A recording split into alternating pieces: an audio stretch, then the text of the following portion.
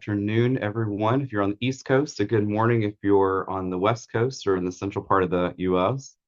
Thanks for joining. I'm really honored to be here and want to thank AAPhD for giving me this opportunity to kick us off for the 2025 educational series. Um, I'm going to go ahead and share my slides. Just give me 1 second here. And while I'm doing that, if people feel comfortable being on video, that would be great. Would love to see your smiling faces.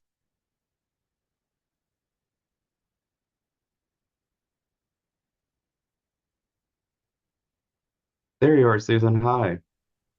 Hey, good to see you and glad to see you kicking off this CE series. Yes, yes. Well, it's really lovely to see so many familiar faces and new faces on the call. I want to make sure that this is very interactive and discussion dialogue based. As you could see, it's a very, I think, important topic, especially right now in our sociopolitical climate. But we want to ensure that people are getting as much out of this session as possible. And the best way to do that is to engage directly. So, for those that are not familiar with me, I'm Zach Bryan. I'm a professor at the UNC Adams School of Dentistry, where I hold a dual appointment at the dental school and then also at UNC Gilling School of Global Public Health in their Health Policy and Management Department. My background is clinically trained as a dentist, but the majority of my career has been spent in administration, leadership positions, and for the last maybe 6 or 7 years or so, directly in health policy. I'm from Kentucky originally, no Southern accent, as you can tell. Not sure what happened, but here we are. So, what we're going to be talking about today, as I mentioned, I think is a topic that's very important to all of us on the call, especially as we think about navigating our current landscape, which is very, we'll say, interesting for now. The values that we hold and how we center those values is really what we're going to be reflecting on today. There are a lot of portions of this session that are not intended to be didactic in nature or me presenting to you, but it's an opportunity for you to self-reflect. Hopefully you have a pen and paper handy as well, because we're going to be doing a couple exercises together. So really what we're going to be exploring are the fundamentals of how we navigate this complexity, this very complex, politically charged, emotionally charged landscape that we've found ourselves in. And how do we do that with grit, with resilience, and also with some tools to help us make really sound ethical decisions. We will be talking about a variation of a published ethical reasoning framework that I have adapted for you all, and hopefully you'll find it something that's helpful and that you can take with you beyond the session today. So as I mentioned at the top of the meeting, we're really going to be focusing on how do we navigate a complex health system and public health infrastructure that's eroding in front of our eyes, to be quite honest with you. But I don't want you to think that you're going to leave with all the answers. I want to be very upfront that we're going to leave with more questions probably than answers, but also those tools to help you reflect and refine your own processes as you're making very hard decisions every single day in your current roles. So just to get us all on the same page here, we're going to define a few terms. So ethics really are those shared principles that guide what people believe is just or what is right and wrong. Our morals are really what we hold as personal beliefs, and those are shaped by our experiences, specifically our lived experience. Could be cultural, could be faith-based, or based on our upbringing and the communities in which we were a part of or still a part of. The morals that we hold are really important as we reflect on how that shows up in what we view is what is ethical and what is not ethical. Because I'm sure a lot of you have already had this experience in your career where you might think something is ethical or not ethical, and it might not align with your colleagues, it might not align with your staff or your team. And that's really because our morals are what are shaping what we believe is what is ethical or unethical.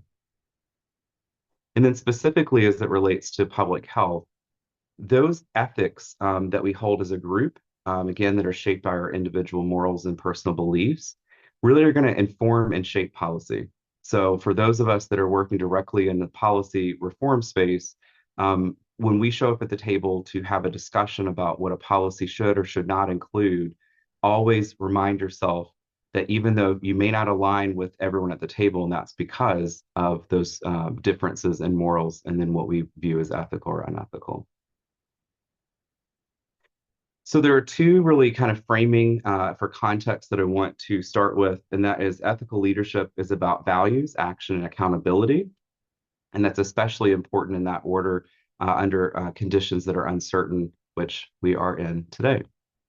And then also, ethical leadership is about acting from your core values. So you're going to hear me say that a lot ad nauseum and probably annoy you by the end of this session. But your values and what you hold dear is going to shape how you show up as a leader, how you show up in community, how you power share, etc. And we're going to get into all of that later in the session. So I wanted to start with asking you to take a minute or so to write down 5 values that guide your work. Let's take a minute or so to write those down. And then if you are willing to share and you would like to do that, please go ahead and put them in the chat as well.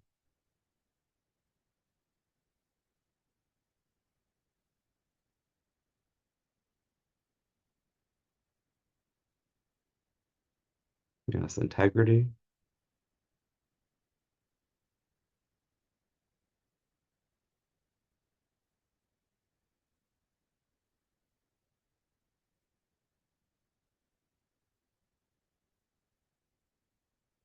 equity.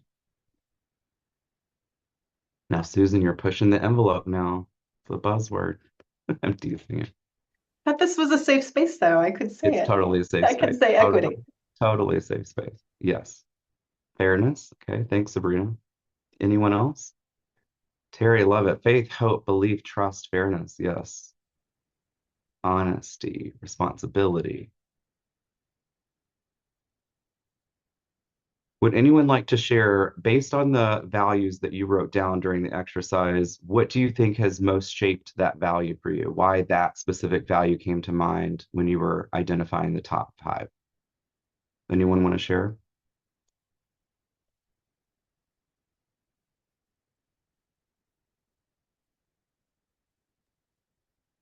Susan? I'll lead us off. I Okay. think for me, equity is always a priority, just um, again, shaped by personal experiences where equity has not been, brought to the table and seeing, I mean, how it has affected me, as well as other people that I love.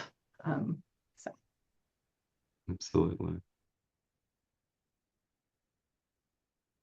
Anyone else? It's all right. I'll get you all talking by the end. I promise. All right. So these forces, we'll call them external pressure points, are not new to any of us on this call, I'm sure. But it's important as we frame this conversation today that there is a lot of external forces that are really putting pressure on us as public health leaders, as equity advocates, to ensure that our systems remain as solid as possible while we continue to try to build in a time where things are being dismantled. So some of these forces that you see on the screen here, political polarization, public mistrust, our DEI backlash, our emerging technology, our scope shifts. So, scope of practice shifts could be one example. It could also be funding shifts and resource scarcity. So, we are in a time, I think we would all agree that there's a lot of disruption, but how do you lead through the disruption to use that as momentum is really what we're going to focus on today. And how do you actually center your values to make those decisions where you put your time, energy, and passion?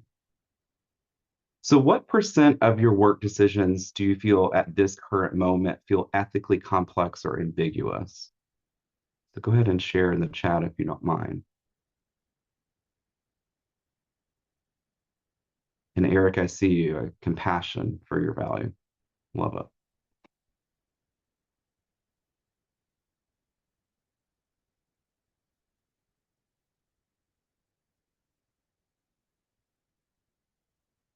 I can see the debate happening. Is it 40%? Is it 60%? Okay. 40%, 5%, 50%, 10.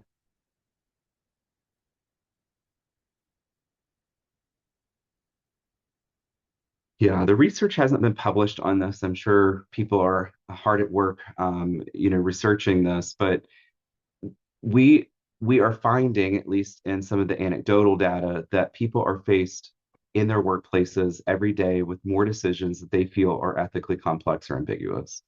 And partly that is because of the polarization that we talked about earlier, the scarcity mindset that people have because of real threats that are occurring in our landscape.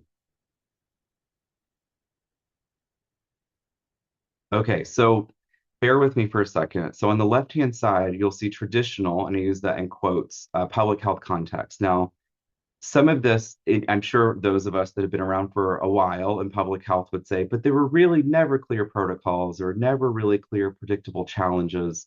That is true, but in comparison, so take the left-hand side to the right-hand side of what we're currently facing and think of it as a comparison. Really, what we're faced with is a lot of political interference that has always existed. And those of us that are in states that may not align necessarily with public health values in our legislature, we find ourselves sometimes, and in the past have always experienced this, but we're finding it more broadly now because of the federal government changes.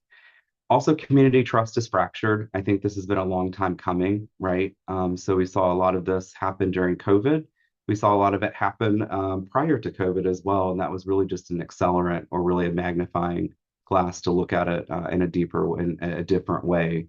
And that's specifically around historically marginalized populations. DEI under organized attack. I think it's been under attack for a long time, but it is now seemingly more organized in terms of those pressures. And then technology is disrupting our workforce and what we view as traditional scope of practice. All of these sound very negative, right, on the right-hand side. And in many ways, they can be very disruptive and very negative. But if we reframe it within the context of our abilities and our power, it can be an opportunity to lead. It could be an opportunity to push through the changes and seek solutions that really are being so they're so necessary at this point just to move forward with daily, activity. The solutions that you all are coming up with every day, in your work. So hold on to that as an opportunity, not always just as a threat. So acting with integrity, I'm curious. I think there was someone, yes. I don't want to put anyone on the spot. So if you don't want to answer, you don't have to. My students always remind me, please don't call on me. They don't like to be called on. But integrity, someone said integrity earlier as their core value. And I'm just curious if you could elaborate a little bit more on that and why that value, especially when now it's so critically important to lead with integrity. But what does that really mean for you? So I put integrity in there. Mhm. I feel it's a combination of many different things, not just one. And I think how I think about it is, given current situation and everything, I think we need to be true to ourselves, be honest in what we do, and then not. We had so many examples of different things, but I think if, like, thinking about all those different topics and different examples, we don't change because things are changing, but we do what we do. And if it is even wrong or kind of doesn't follow the same kind of thought process and other things, it doesn't mean that we give it away, but we kind of follow the path, knowing what we have done, but also at the same time, if there was something not correct, correcting it too. So I think integrity to me means like having, can't explain it exactly, but it's kind of that where you have your own push and pull and you do the things in a right way that you know, but also at the same time kind of following the things that may change your outlook. But again, going through it in a process, not being rigid, but being honest. Yes, and it's as if you read some slides later. But it's about being true to yourself, right? Having your own integrity in your work, how you show up in community, how you show up for others and for yourself, importantly. Um, but understanding that the values that you hold, right, the morals that you hold, the ethical framework in which you're working in has to adapt. And it doesn't mean that you leave your values behind or that you leave morality behind or you act unethically, but it means that you push through the current environment, even when it feels hard or not aligned. It's the opportunity to speak up, right? And sometimes that's hard to be vulnerable, particularly in certain spaces where you feel that maybe your job is at risk, or maybe you'll be seen in the community as someone that's disruptive and not for, a positive reason. But at the end of the day, that's all we can hold on to, right? Are our values, and we center them. We lead with integrity, even when it's hard. So you've got to be flexible. You can't be rigid, but you also don't want to abandon your values and your morals, right? All right. And then we'll get to some other stuff. I promise I'll stop peppering you with questions, but just trying to get the conversation going here. What is a word that comes to mind when you think about an ethical challenge you faced or are currently facing in your current role? And as a reminder, the webinar is being recorded, so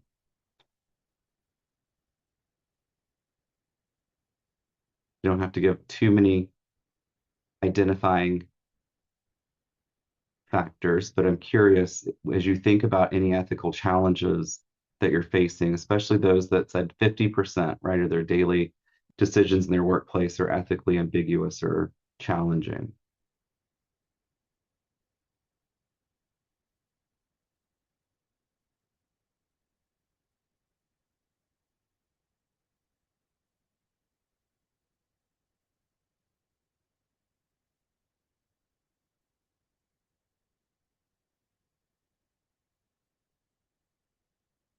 Bravery, absolutely. I Oh, can. hi. Yeah. Um, I think some of the things that come to mind to me is in this very changing environment where we are, and like when to speak up. You know that many people in our organizations that they are making decisions about maybe letting people go or reducing workforce or so that fear of you being the one that is fired compared to your team, and when you should speak up Mm,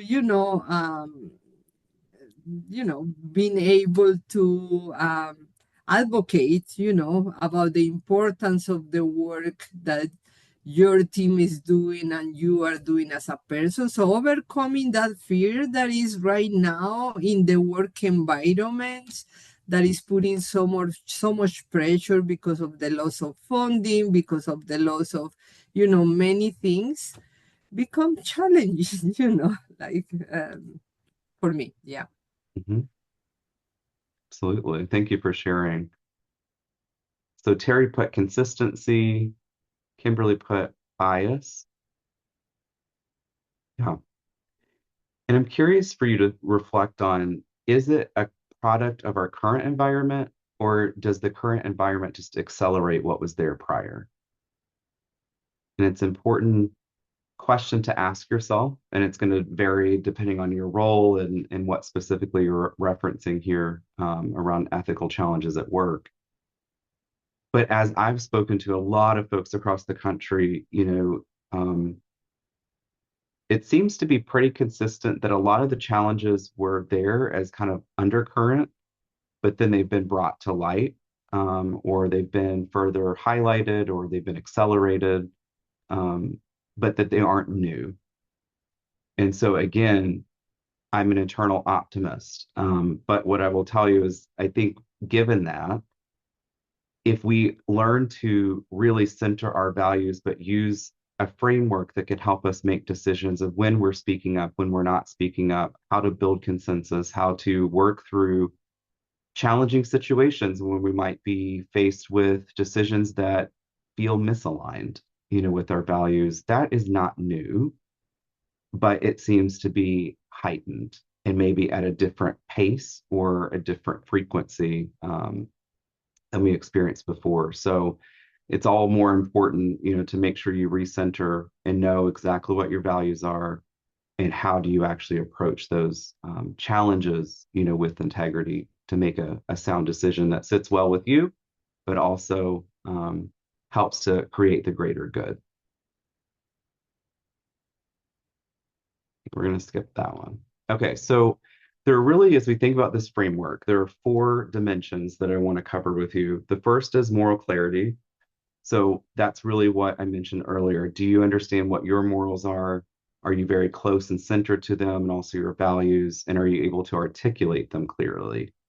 And one of the things that I notice often in larger group settings, even smaller sessions, is people know what their morals are and values, but they have a hard time articulating them. And therefore, sometimes it's hard to articulate them in a dialogue with someone that doesn't share those same values.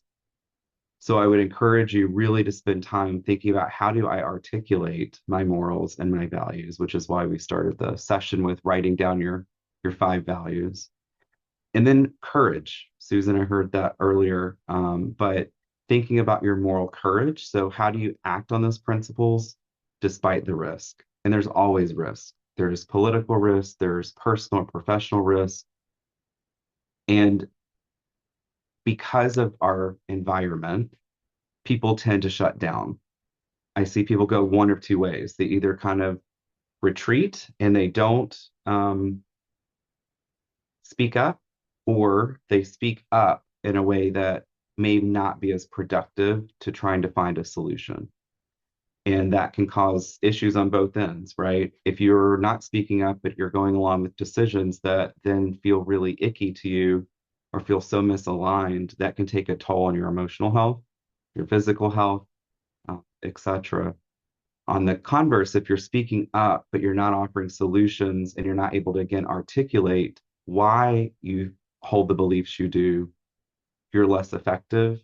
And sometimes it does put you at more risk, professionally or personally. And then moral imagination. So again, that's about seeing the possibilities and solutions that others might not be able to see, because we come at work with our own lens, our own lived experiences that have shaped our morals, right? Our values. All the more reason to be able to articulate those and share why that solution that you're proposing, even if it's not the general consensus, you're still going to cause people to stop and think. We're still human beings, right? Even though we might be in some scenarios where people are very boisterous and forceful with their belief system, if you share yours, I still hold, and again, maybe I'm Pollyanna, but I still hold to the belief that if someone doesn't experience it, hear it, they can never reflect on it. So you might start to change someone's mind if you can clearly articulate why your solution is rooted in your values and why those values are important to you. And then moral resilience is really about maintaining that integrity, even under pressure and criticism. But importantly, knowing when to speak up and when maybe not to speak up, or doing it in a way that is most effective. Okay, so the framework that we're going to talk about is adopted from a publication from Cass that was in 2001. And I debated on using this specific framework because it is a little dated. However, like most things, it is spot on of what we're living through today. So from 2001 until 2025, I think that this is still relevant, and will help you pause to really think about these critical questions. And I'm not under any disillusion, right, that people can pull up these 6 questions every time they have a hard decision to make. But it's really about the reflex. It's about training yourself to go through these questions in your mind almost subconsciously as you're making decisions in ethically complex situations. So the first is, what is the goal, right? If we're all in public health, is there a public health goal? Is it serving individuals? Is it serving populations or communities?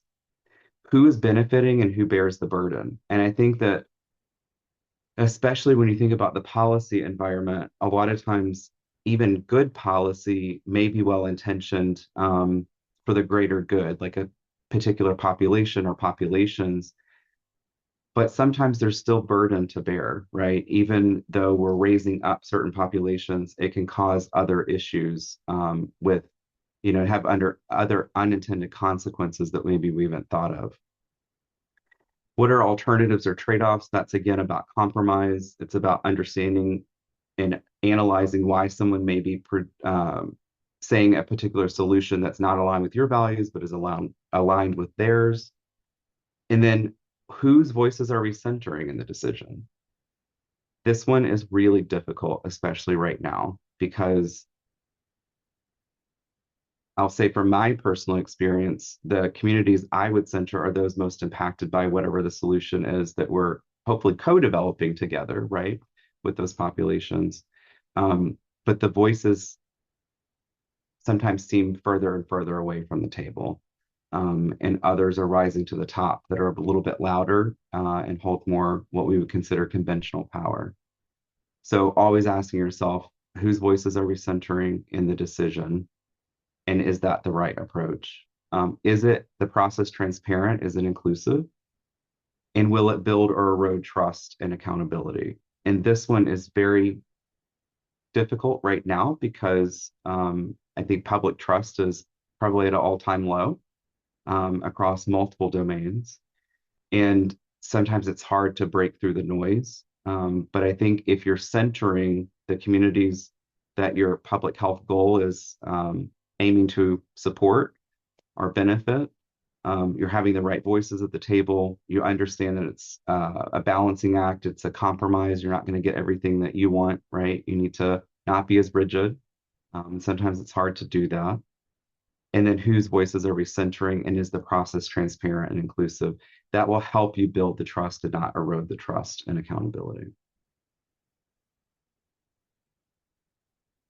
So when policy conflicts with ethical values, if you, again, go back to kind of centering yourself and what your own values are that help provide the way and the path forward for action that you can feel proud of.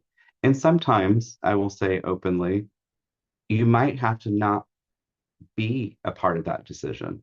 You may need to step away, or you may need to try to find other alternative paths like consensus, even if it's not what you would necessarily do if it's the consensus of a group.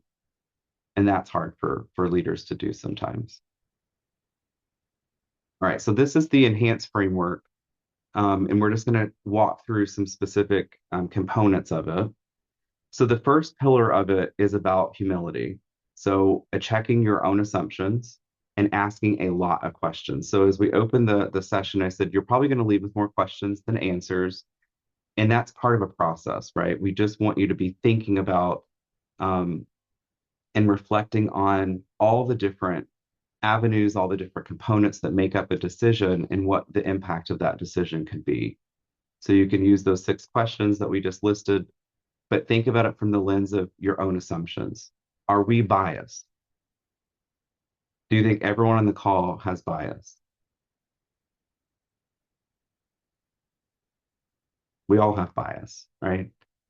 Whether people want to admit we have bias or not, I think that's for another conversation, but it's really about what do we do about the bias? Are we checking the bias? Are we checking our assumptions? And how do we do that?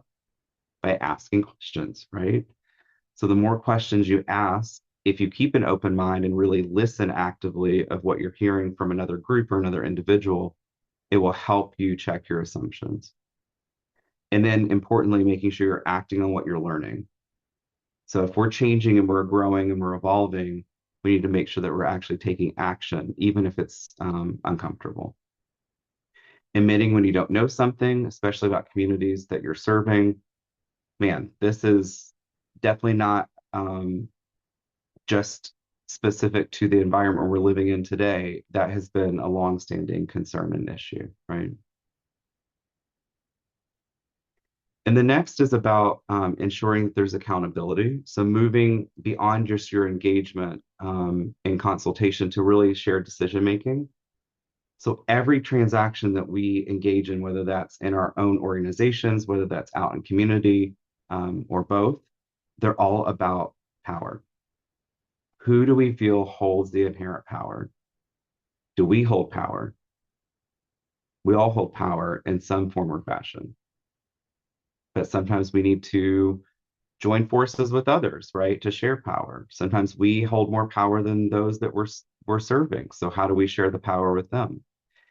And that feels especially vulnerable, I think, in this moment because everyone is trying to hold on to what they have for fear of losing everything, right? But I would encourage you still in this moment, even though it's hard, think about how you share the power that you do have, even if you feel that you don't have as much as others in the room. It builds those relationships. Extracting input with predetermined plans. This is not just an academic exercise. Let me ask questions of others and then check the box, but I already know what I'm going to do, right? So you really just maintaining center of your values while also having flexibility and learning from others and acting on that learning.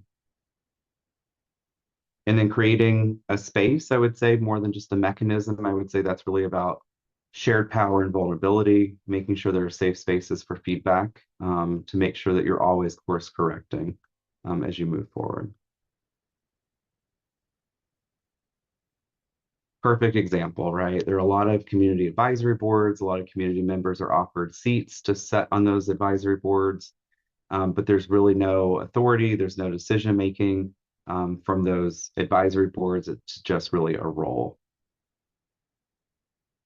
And then lastly, transparency. So because we're making decisions sometimes that might not even completely align with our own value set, we're a little fearful and I think embarrassed sometimes of sharing what the outcome is, right? What the decision was and that your name's attached to it. But what I have found to be helpful is really sharing about the process so people can see, right, from start to finish. And I find that as humans, we're more forgiving often if we understand the um, the why behind the what. So we know the final decision, but sometimes we get lost and really don't explain all the decision points that came before it to make the final decision. Not that it's going to solve all your problems, right? But I think being transparent about the process is really helpful. And then when we say actively defending ethical choices, even when they're unpopular, that's what we've been talking about is the vulnerability to speak up, but also understanding the world that we live in and how we do that most effectively. Being honest about constraints. I think as leaders, we're often told, right, you lead by protecting your team. And I think that that's true. But I also think if your team is in the dark and really doesn't understand the process or the reasoning behind some decisions, there's a lot of fear of the uncertainty. And there's a lot more reactivity, I think, of the final decision. So be honest about the constraints. Sometimes it's important to tell your team, this is why we had to make this decision. This is why the decision was made. Now let's focus on how do we move through this? How do we lead through it? How do we build, um, you know, towards our vision that we still hold as kind of our North Star. So the ripple effect. So your values really are shaping your daily decisions. Those ultimately are shaping your team's culture, community trust, population health, and systems change. So it's all really laddered together. But at the center, as we've been again at nauseum talking about, are your values. And I would encourage you to go through that process multiple times when decisions are difficult or unclear, from the start. What are the values that you and your team are going to use to make decisions of whether you actively participate in something or you don't? but it's important to understand how you will make those decisions so you have a compass to work from. Again, the most ethical leaders aren't the ones with all the answers. They're the ones that keep asking the questions, especially when it's hard. And I want to pause for a second and ask, when you were thinking earlier about that issue, that ethically charged challenge, right, that you have in your work, um, have you done the work to ask all the questions?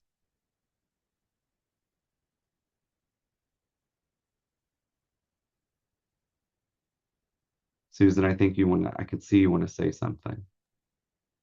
I mean, I'm just kind of thinking it feels like oftentimes people don't want to think about the answers to those questions, right? They just want to move forward maybe with the way they've done things because it's uncomfortable to think about the alternatives or why they're not doing something different.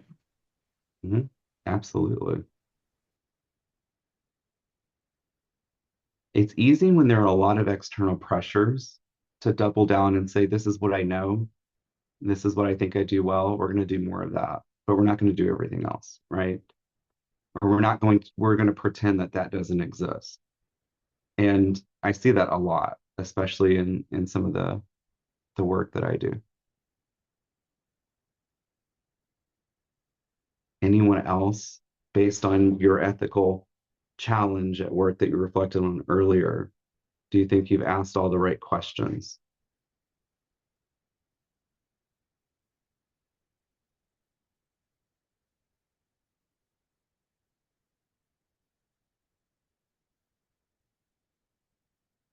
Okay, well, maybe you have. Maybe you've asked all the right questions and you have a path forward.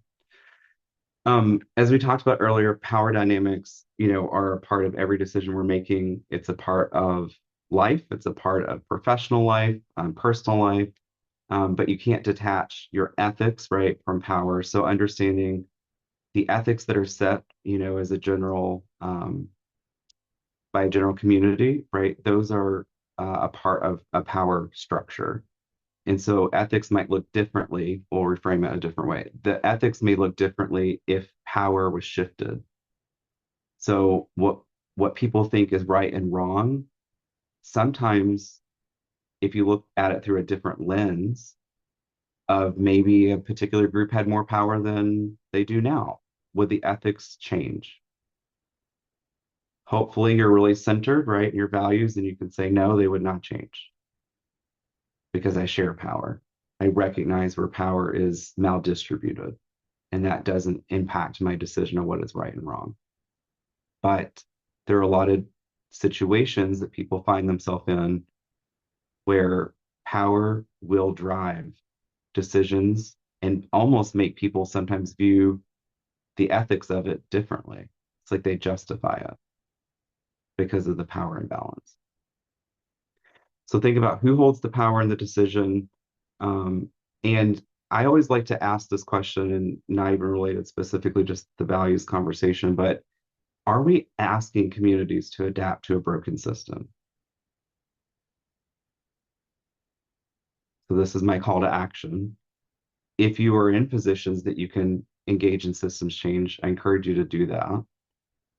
Programming is really important, right? That's how we actually implement um, initiatives and programs and really reach communities. But if we don't take a look at the broader system, then we're really just saying we're going to work within the broken system and we're going to adapt to it. And sometimes it's necessary, right? Sometimes the hurdle feels too big, to change the system. But if you're interested and able to do that, I encourage you to definitely try to start inching towards even slight modifications of our system. And then ultimately, who's defining what's reasonable? Who defines what's efficient? Who defines what's equitable? So if equity is your value, your center point, how do you define it from your own positionality? We'll say it that way. So everyone holds positionality, right? And does that influence what you view as equitable or not? It's always just important to keep in mind. Some reflexes to continue to build upon that we talked about earlier. So it's a muscle, right? Every decision that you have to make, every challenge that you're faced with, go through those 6 questions and then really think about the framing of the context about shared power, as well as, is this a system level issue? Is this an individual um, issue? We do, and I don't do as much in my current work. My team is much smaller, but in previous work, I did a lot of what we called ethics rounds. And so if I don't think any of my team members are on the call, but if they were, I would highly bet that they would say, yes, we we did this weekly. And so we would look at kind of what our current slate of um, tasks were, so to speak, or initiatives.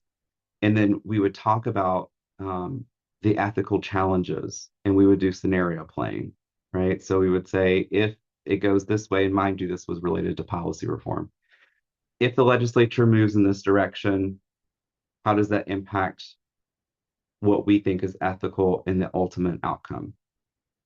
What are we willing to compromise on? And so we just got into this mindset of having what we would call ethics rounds, where we would talk about our values, we would talk about how we were feeling, right? We would have those vulnerable conversations, and I would encourage you to continue to do that with your team. Listening sessions are a really great opportunity if you already hold trust, right? And you're very rooted in not extracting voices or, stories. It's important to make sure that you're always listening actively, but doing it from the lens of learning. Having an ethics liaison or champion, I know that can sound a little rudimentary or silly, but we found that it was helpful, at least in the work that I was doing previously. And it was a team member that would serve as a peer resource.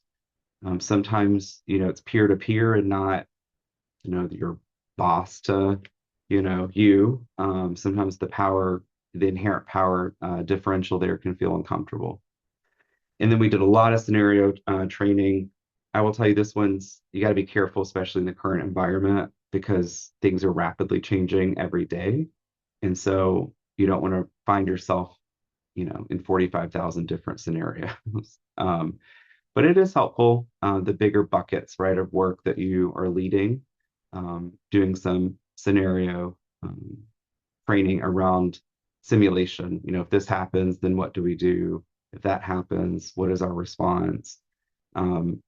It helps to be a little bit more pre-calculated when the environment's rapidly shifting, because you can get decision fatigue. Is anyone at decision fatigue? Yeah, I get it. All right, some other common pitfalls. So what we call moral distancing. So it's not my job to decide. That's bigger than me. I have no control. I have no influence. Like, those are common refrains that I hear. Also, what we call procedural hiding. And this happens a lot, right? It's just how the system works. Maybe so, but should the system work that way? So thinking about it from a different lens. Value silencing is avoiding those hard conversations for fear of conflict. I'm sure I shouldn't make assumptions, so I'm going to check my own assumptions here. People may not want to share whether or not they avoid conflict, but I'm curious if anyone wants to share, is your propensity to avoid conflict? Conflict doesn't feel comfortable. Susan, you wanted to? Yeah, I'll just say 100%. I hate conflict. So, Yeah. but it's unavoidable, right? To do our jobs. Yeah. Are you finding yourself in the current environment having more situations and conversations where there's conflict? Yes, I think especially from like because I work in a university setting, there's a lot of top-down decisions that are impacted by federal and state policy. Hmm. Uh, and I think, there's often the decision of, do we comply with this? Do we not comply with it? If we don't comply with it, then what do we do? So, Oh, yes. Perfect example, Susan. I think a lot of us are facing that. Anyone else avoid conflict or anyone not avoid conflict?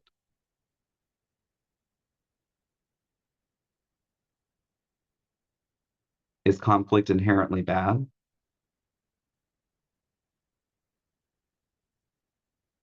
No, right? It's funny. I teach dental students, and in one of my courses, I used to frame it as productive conflict, and it made people so uncomfortable. They were like, we don't like conflict. And so we worked through just reframing it in your mind, from a negative connotation to what could lead to solutions or something that can be productive. And so now we call it dialogue, but all the same, right? When you're in these situations where you're having dialogue or conflict, you can't control how other people respond or act, but you can control how you do. All right. So, oh, let's check the chat here. We are all avoiding conflict. I sense that. Yes, Yeah, absolutely. that's why we are not saying too much. Yes, yes, yes. I get it. I get it. So, can you think of a moment when your values were tested in decision making? What did you do? And would you do anything differently today?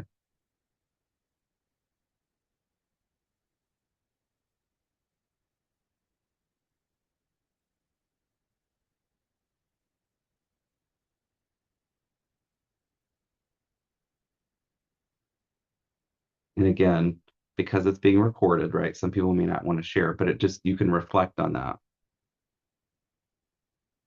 No worries, Alejandra. Thank you so much.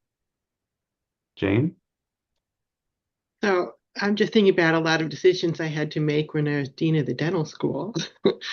And I think what I would do differently is communicate the decision-making process better and more widely than I did. Of course, I did with, the leadership team, but I would do that more widely with faculty, who in this context was the population being served.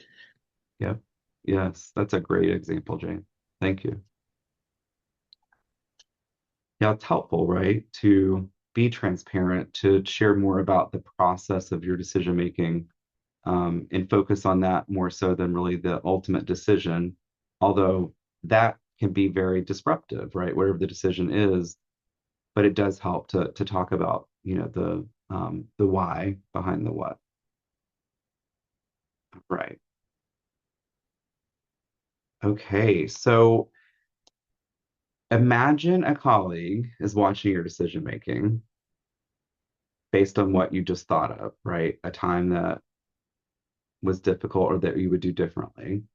Imagine a colleague was watching that decision being made. What message would they take away about what matters and who matters? So, Jane, can we go back to you for a second? Because I think it was a great example. So, how do you think colleagues, and that could be the broader colleague body, right, of the dental school, that watch those decisions being made, right, or announced, what do you think they would say about what matters and who matters?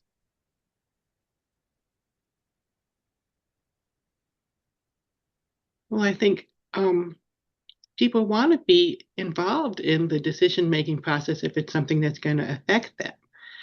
And if they're not, they may feel that they don't matter as much. Right, right. By the way, you were a fabulous dean. And I don't know if you can see, but Gloria Mejia, our new faculty member, is in the back watching too. Hi, Gloria. Welcome. Feel free to participate if you could hear. All right. All right. So as we start to wrap this up, write down one opportunity you'll take this month to demonstrate your leadership that's in alignment with your values. And then that framework that we talked about, the 6 steps that we referenced earlier. So what is one opportunity you're going to take away from this and that you're going to hold yourself accountable to doing in the next month?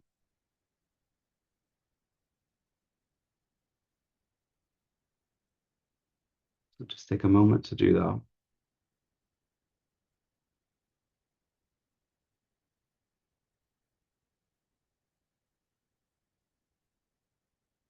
Okay. All right. So now we're going to open for questions. Happy to answer any questions as well as I'll share my contact at the end. Please do reach out if you have any further thoughts or things that you want to discuss.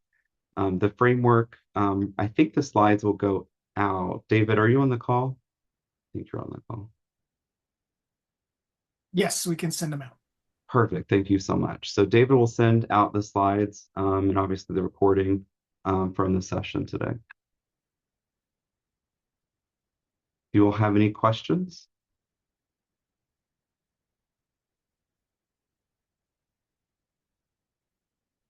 You're ready to lead through challenges? Yes, Susan?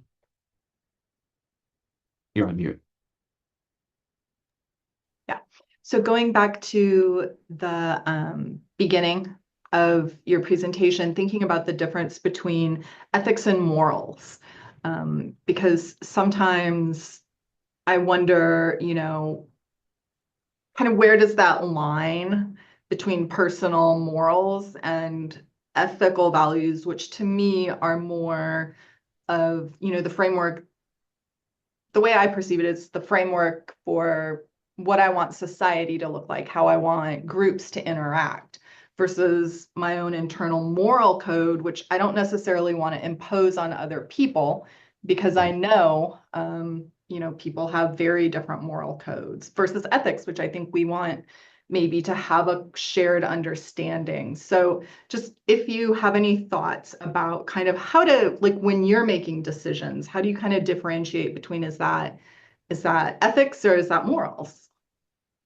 And the line is very blurry. So it's hard sometimes to recognize your reaction or your thought processes around what someone might view as ethical or unethical being influenced by your morals, because ultimately that is how you will make decisions, is really about morals and values, but it's in the context of the ethical framework that society holds as what is right and wrong.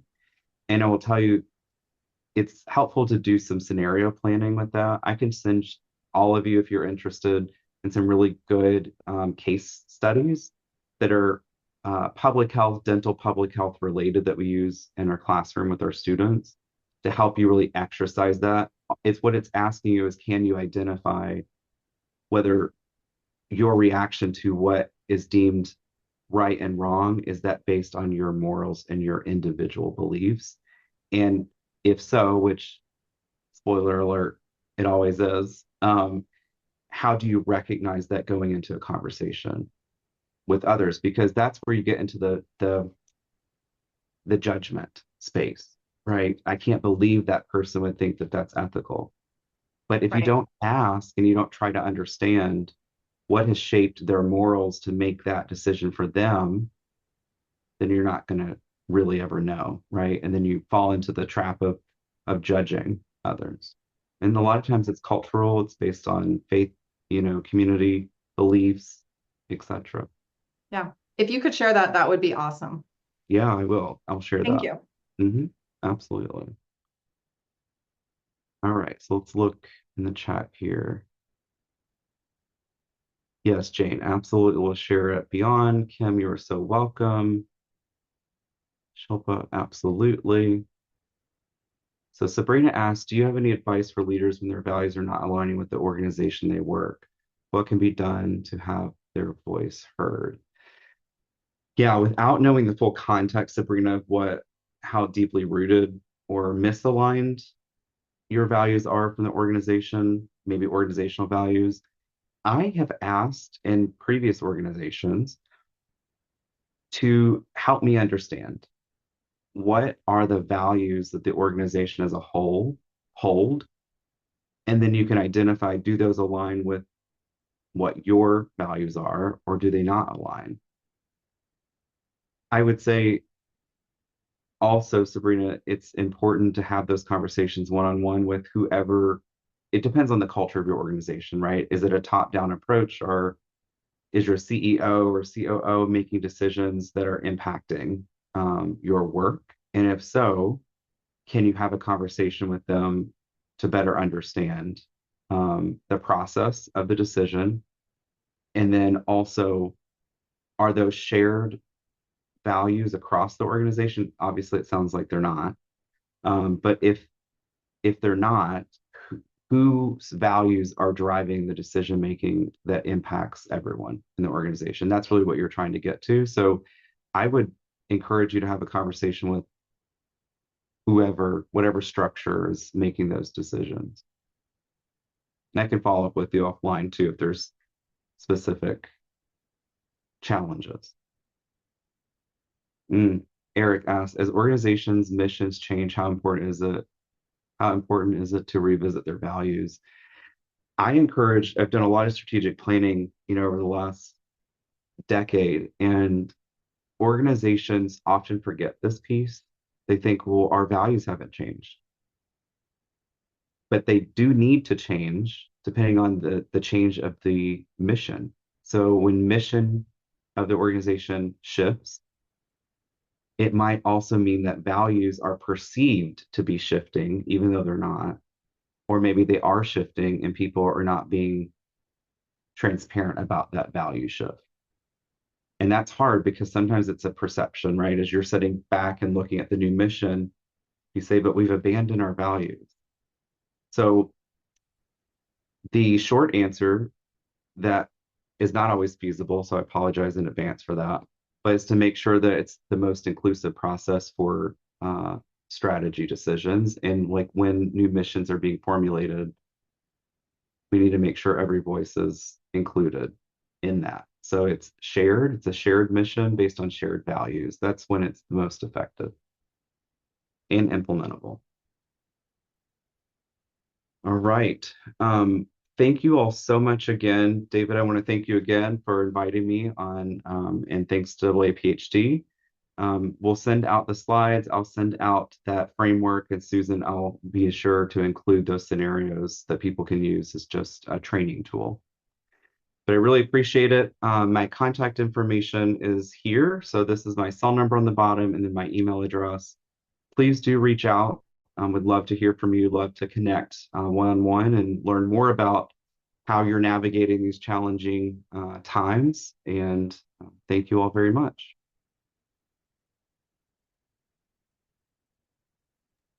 Thank you. You're welcome.